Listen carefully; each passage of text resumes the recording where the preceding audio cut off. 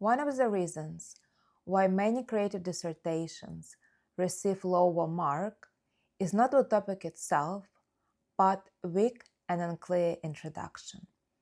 Many students who research creative topics like fashion, beauty, culture, and art have great and strong ideas, but they struggle to translate them into academic language.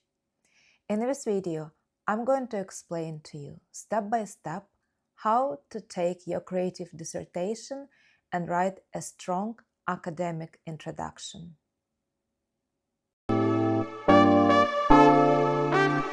Creative thinking and academic writing follow very different logic. In creativity, we're encouraged to think freely, express ourselves, to be very visual and expressive. However, in academia, we expect structure, logic, and justification for everything. And in academic writing, when you work on your dissertation introduction, this gap becomes the most problematic. However, once you understand what is introduction, what is expected from you, and how to structure it, it becomes much clearer. When I was working on my first dissertation in the UK, I had a really strong and creative idea, and I was confident that it's going to be an incredible dissertation. However, I realized that my style of writing was very personal, expressive, and often too descriptive. But I realized, in academic sense, I need to structure well, I need to be clear about my concepts, and I need to refer to academic research and previous knowledge. Once I understood that, I managed to receive distinction across all academic projects I have done in the future. And today, when I teach and publish my academic papers, I am confident in my style of writing and that my creative research is delivered in a high academic standard. Depending on your university, the structure and terminology of your introduction can be different. However, the logic and expectations are the same across all institutions. I recommend to focus on 5 key sections: research background, problem statement, rationale, research aim and objectives, and dissertation structure. The first section is research background. Here you need to explain what we already know about this topic from academic literature. It is important to remember, in this section, you are not expected to tell history of fashion or history of art or beauty. You explicitly need to say that other researchers explored this topic, what they found, what they didn't find, what is known. You can also mention key theories related to your research. And they predominantly need to be all academic texts. For example, let's say you are researching influencers who promote beauty products on TikTok, and you want to find out how brands can market or develop brand strategies across these platforms. In this case, in your background, you would want to talk about social media marketing, why it is effective, what previous studies exist on this topic, in which industries, and what are their common conclusions or ideas. The next section is research problem. Here you need to explicitly say what your research is going to address. Usually research problem should be centered either around a gap which you might have mentioned in your research background. For example, let's say you are researching sustainability in fashion, and maybe there is a lot of research about sustainability in a specific country, or maybe there is a lot of research about sustainability for fast fashion brands, but there is not enough of research about sustainability for luxury fashion, Or maybe you have found out what a lot of brands are trying to implement sustainability, but they have issues or challenges with that. And I think maybe you want to look at it from a specific theoretical angle. Maybe some theories have been used a lot, others have not. Maybe you have found that there is a lot of research about consumer perspective, but there is not enough of research about experts. So you need to have sources, you need to justify this, and you need to explicitly say what are you going to add to this topic. The way you can frame it, you can say, while previous research has identified X, there is a lack of studies which focused on Y. And here you will contrast what we know and what we do not know. This way you are explicitly justifying what you're trying to research. In Research Rationale, you are going to explain why your research is relevant culturally, academically, and professionally.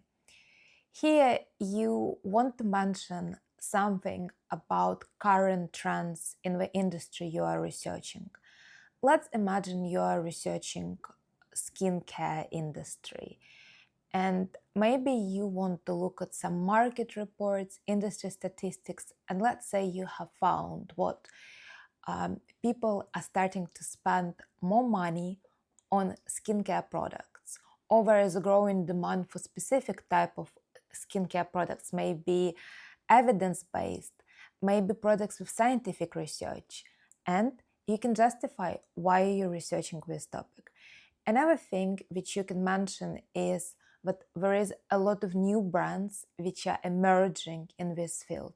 For example, maybe you are researching celebrity cosmetics brands, and what you have found out, what in the last 10 years, pretty much all big celebrities are creating their own brand, and you can justify this as a growing market trend.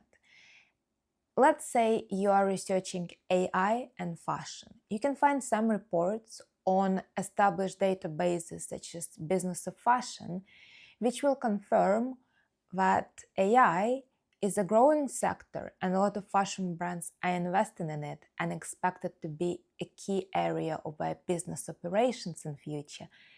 So ideally, you want to have multiple sources here and you want to justify why your research is relevant from different perspectives. Another thing which you could use to justify is to talk about money. So you can say there are increasing costs or profitability associated with a specific area, which also makes it a very important topic to research. If you're looking to make a big academic contribution, maybe you want to develop a theory or a framework, and if you can explain how your study will support that, that is also a very, very good rationale. I also want to highlight important thing to remember. Rationale for research is not personal. So if it's your personal interest, or let's say you want to set up your own brand or business in this area in future, while on a personal level, it is a great motivation, and you should pick topic for your research which is relevant to you. You should not write about it in your rationale. Rationale needs to be academic, cultural, and professional. And if you have worked in the industry or you have direct experience, definitely you can mention this. But don't say that you have picked a topic or specific area to research just because you like it or because you have friends who work in this sphere. The next question is research aim and objectives. In some universities, instead of objectives, they ask you to write a research question. And they are very similar, research questions and objectives. I think this is one of the very important parts in your introduction. And students often tell me, what is the difference between research aim and objectives? So, research aim is the big overarching purpose of why you are doing your research. For example, let's say you are researching why there is a growth of sustainability initiatives in fashion industry, and you want to create a research where you will interview consumers to understand their perspectives. So in this way, you can say, the aim of this research is to explore consumer experiences and attitudes towards sustainable fashion brands in the UK. So you state exactly what is your project going to achieve. You are going to understand consumer experience with sustainability. Based on that, you can either develop research objectives or research questions. Research objectives should always start with particle to and a verb, and we have specific academic verbs we use for it. For example, to evaluate, to analyze, to explore, to discuss, to identify. Try to make them more academic and avoid saying something like to understand or to compare, because you should go further in academic research. It should be more advanced. So for this type of research, one of your objectives can be to explore consumer experiences with sustainability fashion, or to identify factors which impact consumers' attitude towards sustainable fashion. So objectives, they are little steps you take to achieve your research aim. And when you write this section, keep that in mind. Research aim is the big outcome you will have in your project. And objectives, they are just steps you will take in order to achieve it. Research question is something similar to research objectives. And usually you will have one main question and the rest will be sub-questions. Sometimes you are expected to have a few main questions and then a few sub-questions.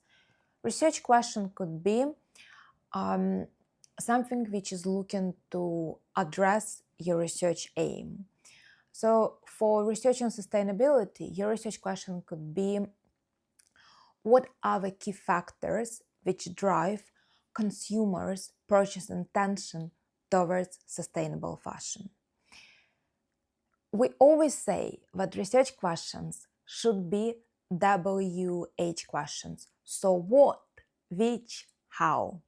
Because they help us to guide the reader in terms of what are you going to achieve in your research. So keep that in mind when you develop your questions. Usually your university should provide you with structure and expectations. Yet if they don't, my advice, don't go too crazy with too many questions and try to maybe have one research question and two sub-questions. And if you have objectives, I would say 3 or 4 objectives is a very good number. If you are doing undergraduate or postgraduate dissertation. For PhD, it is a little bit of a different story.